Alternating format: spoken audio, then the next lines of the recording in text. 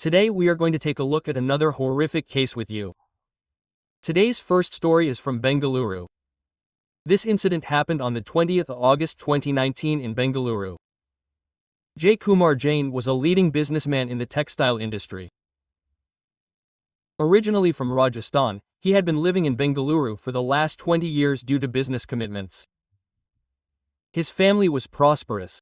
The business was flourishing and he had no financial difficulties. The family was happy. Jay lived with his wife, son and daughter. There was a wedding in relatives and Jay Kumar had some urgent work so he could not go. However, his wife and son planned to go, while the daughter decided not to go. On the night of August 19th, Jay Kumar left his wife and son at the railway station as the wedding was in Pondicherry. After leaving them, Jay Kumar returned home and went to sleep. The night passed without any incident, but on the morning of August 20th, around 10:30 a.m., smoke started rising from Jay Kumar's house. The neighbors saw the smoke and panicked. At the same time they heard screaming. It was Jay Kumar's 15-year-old daughter who studied in class 10 in an international school in Bengaluru. She was running out of the house screaming in panic. As the fire intensified, the neighbors ran towards the house to see what was happening. Suddenly another boy ran out of the house. He was also screaming and burn marks were visible on his hands. And when Jay Kumar's daughter reached the neighbors, she was extremely scared and kept saying, "Someone killed my father, he is burning inside." Hearing this, everyone quickly called the police and some people also called the fire brigade. The fire brigade team reached the spot, and when they entered the house they saw that the fire had started in the bathroom. There was a dead body lying inside the bathroom which was on fire. The fire brigade team did the work of extinguishing the fire in all the parts of the house where the fire had spread. After completing their work they left. Then the police came. When they went inside they saw a half-dead body in the bathroom. That body was none other than Jay Kumar. The body was not completely burnt, and injury marks were also visible on some parts of Jay Kumar's body, which suggests that he might have been attacked with a sharp weapon before being burnt. After this, the police took Jay Kumar to the hospital, but the doctors declared him dead. After that, the police started their investigation from the house itself. Jay Kumar's daughter was crying there and was extremely scared. The police were also unsure about how to question the girl at that time, as she was completely shocked and scared.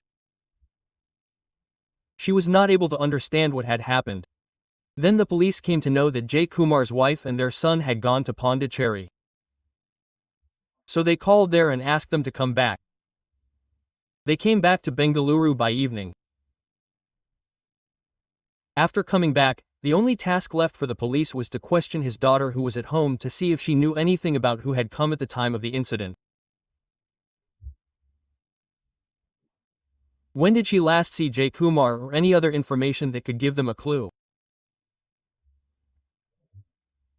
Gradually, when Kumar's daughter started to calm down a bit, the police questioned her and she told that when she woke up in the morning, she saw that the bathroom was on fire. She was very scared and panicked. So she did not immediately go to the neighbors or ask for help from anyone nearby. Instead, she called a friend of hers who lives nearby. Both of them tried hard to extinguish the fire. Then they asked for help from others. She told that she came out of the house and shouted for help, due to which people gathered there. The police asked, "Who was that friend whom you called?" It was revealed that he was a 19-year-old boy named Praveen living in the neighborhood. When the police questioned Praveen, he said, "Yes, I got a call. My friend called me and said, 'I need you. Come quickly, something is wrong.' I got scared and ran to her house. When I reached there I saw that the house was on fire and her father was in the bathroom. We ran back and called the neighbors for help.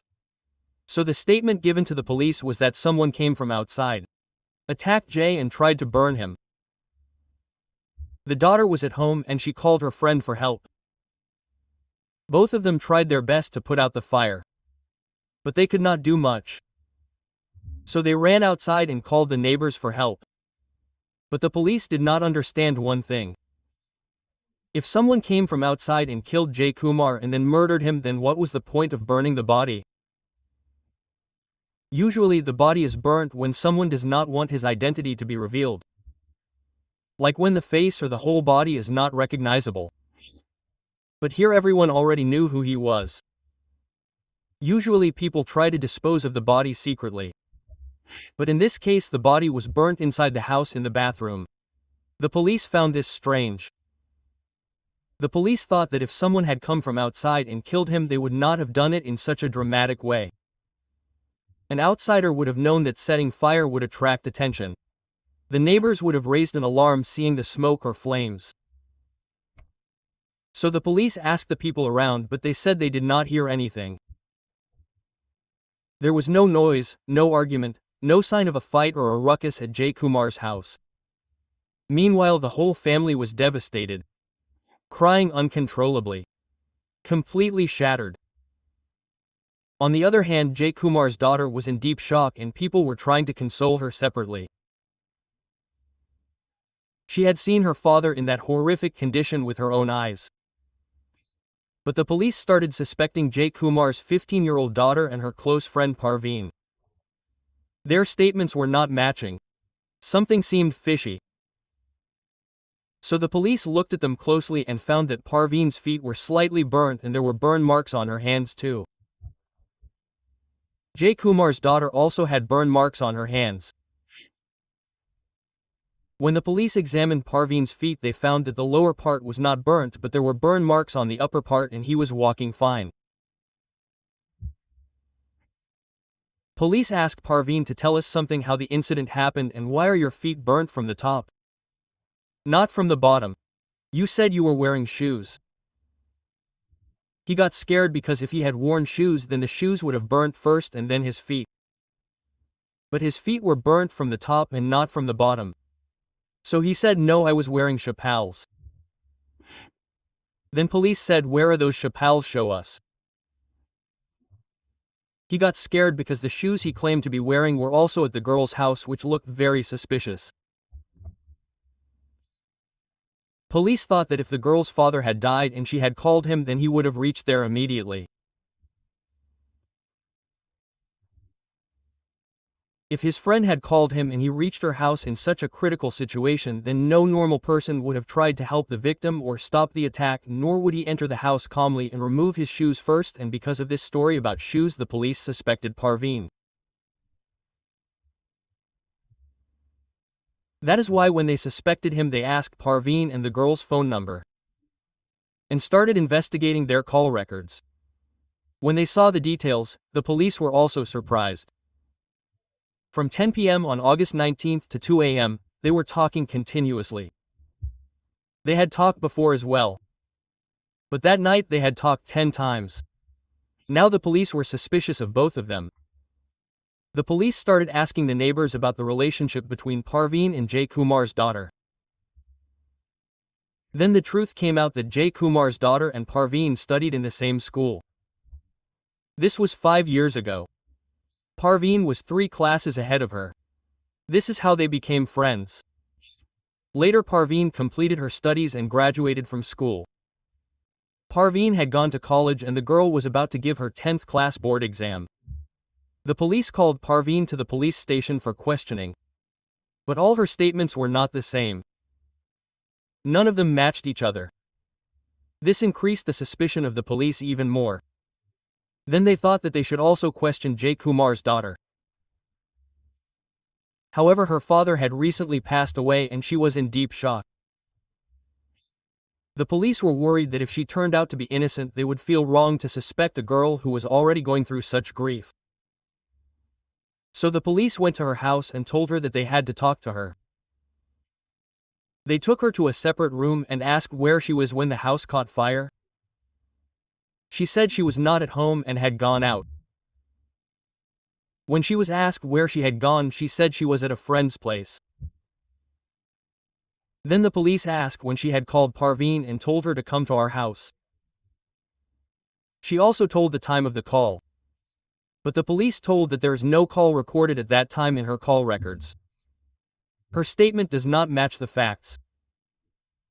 Later, under pressure, Parveen told everything to the police, and after that the police told Jay Kumar's daughter that Parveen has already told the truth. Jay Kumar's daughter also confessed and shared her story. When everything came out, everyone was completely shocked. The story goes like this: when Parveen and Jay Kumar's daughter were both in school when they first became friends. Over time, their friendship slowly turned into love. 3 days before August 19th, Parveen and Jay Kumar's daughter met at a mall. They were roaming there and coincidentally, a friend of Jay Kumar saw them together. The friend asked Jay Kumar's daughter, "What are you doing here and where are your parents?" She replied that she was alone there. But the friend had seen her with a boy. So he told Jay Kumar that his daughter was in the mall with a boy. Jay Kumar got very angry. That night, when he asked his daughter about this, he started beating her. He told him that if he ever saw her with that boy again, it would not be good for him. Jay Kumar already knew that his daughter loved Parveen and she used to talk to him on the phone. Because of this, J.C. Kumar snatched her phone. But Parveen gave him a new phone, which was a stolen phone, and he kept it hidden. Every time something happened, Jay Kumar used to beat her. He tried to stop her from doing anything wrong. But one thing was stuck in his mind, that his father would never give her the freedom she wanted. Freedom to talk to Parveen. Freedom to live her life according to her wish. While talking to Parveen, she started saying that she wants her freedom. She is feeling like a prisoner in her own house. Gradually, this idea became so strong that she decided that whoever comes in the way of my freedom, I will remove him. Her father was very strict. So she said that if my father comes in the way of my freedom, I will kill him. She also knew that on the 19th of August her mother and brother were going to a wedding and her father would be alone at home.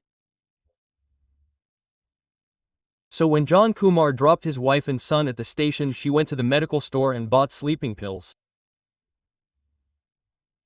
When Jay Kumar returned home, he had dinner and went to drink milk before going to sleep as usual.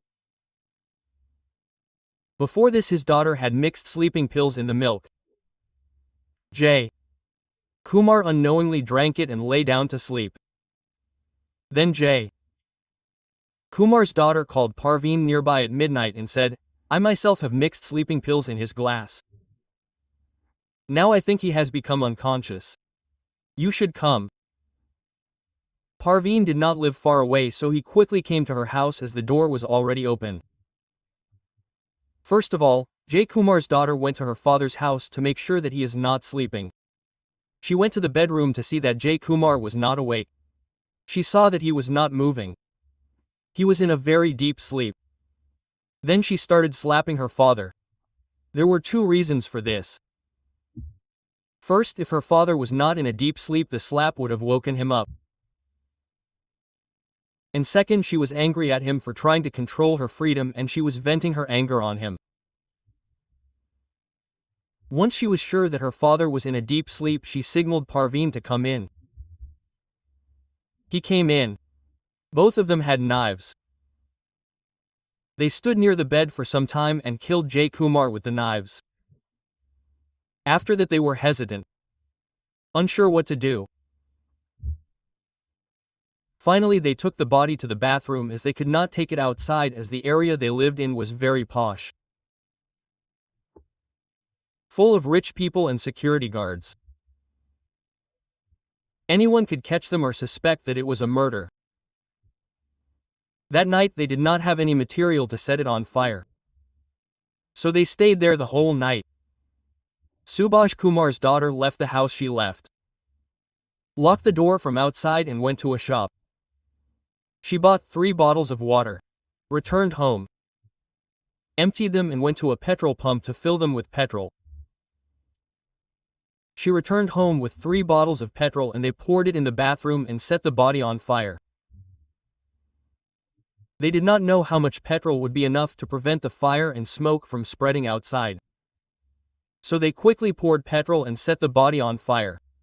The fire spread rapidly and flames started rising. After setting the house on fire, they started cleaning the house thoroughly so that no traces are left. No blood, no signs of struggle, and they had deliberately burnt their hands so that later they could claim that they tried to save him and hence their hands got burnt.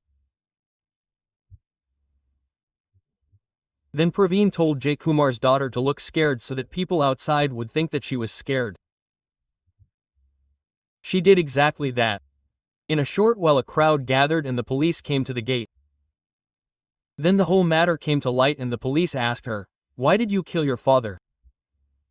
The girl replied, "I wanted freedom. He kept me like a prisoner in the house, so I killed him." Jay Kumar's wife, the girl's mother, told the police, "You are falsely accusing my daughter. She can never do this. She loved her father very much and can never kill him."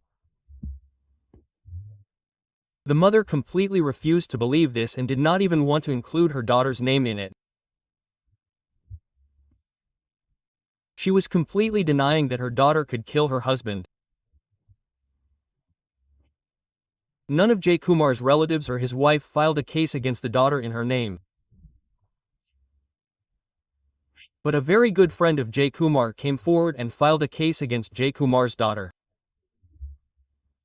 When the police took both of them into custody, they asked them to recreate the entire scene of Jay Kumar's murder. The same day they took the daughter back home and in the bedroom she told everything, where she was standing. Where was Jay Kumar? Where was Praveen? How they killed her? How they took the body to the bathroom and set it on fire? She told everything in detail. After telling the whole thing, she looked at her mother. There was no fear. There was no regret. She was explaining everything calmly. That day Jay Kumar's wife knew that her daughter had killed her own father. So this was today's story for you. Do tell us in the comment box. If you appreciate our efforts, then don't forget to like this video and subscribe to the channel. Thank you.